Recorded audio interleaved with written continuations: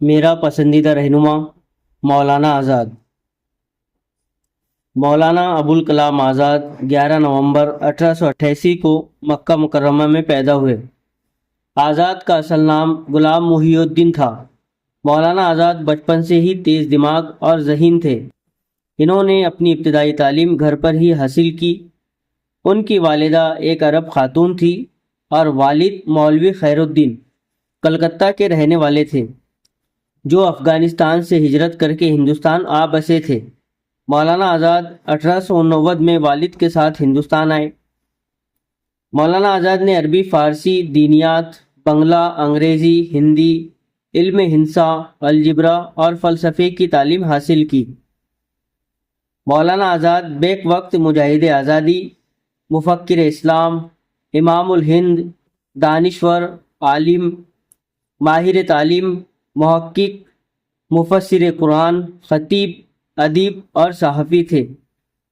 وہ ہندوستان کے ایسے سپوت اور مسیحا تھے کہ ملک اور قوم کے لوگ ان کا کبھی قرض نہیں اتار سکتے۔ 1930 میں مولانا آزاد کانگریس کے صدر منتخب ہوئے۔ اسی سال کانگریس نے مکمل آزادی کا نعرہ دیا اور گاندھی جی نے نمک ستیہ گرہ کا اعلان کیا۔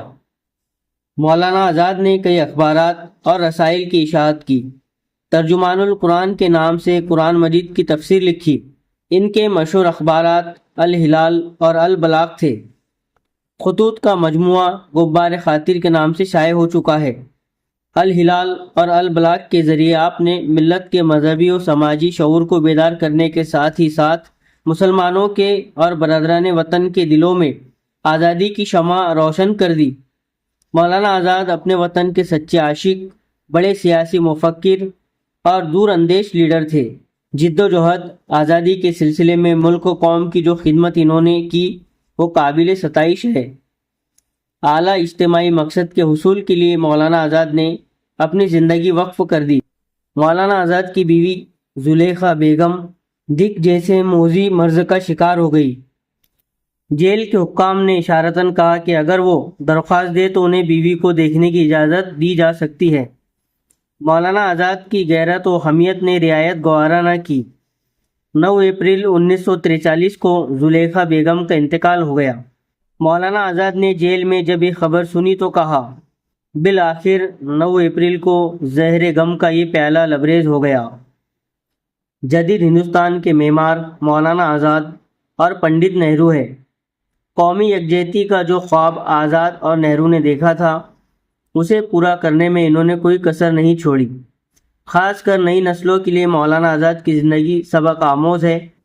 آزادی کے بعد مولانا آزاد ہندوستان کے پہلے وزیر تعلیم بنے اور اپنے زبردست انداز فکر اور تدبر سے ان پڑھ ہندوستان کی تعلیمی شرح بڑھانے میں ایک بہترین کردار ادا کیا۔ آخر 22 فروری 1958 کو اس دار فانی سے کوچ کیا۔ مولانا آزاد کی قومی، ملی و سماجی خدمات کا اعتراف کرتے ہوئے حکومت ہند نے 1992 میں بعد از مرگ بھارت رتن ایوارڈ سے مولانا آزاد کو وقار بخشا۔ اس کے علاوہ حکومت ہند نے مولانا آزاد کی یوم پیدائش کو یوم تعلیم قرار دیا اور ہر سال 11 نومبر کو یوم تعلیم منایا جاتا ہے۔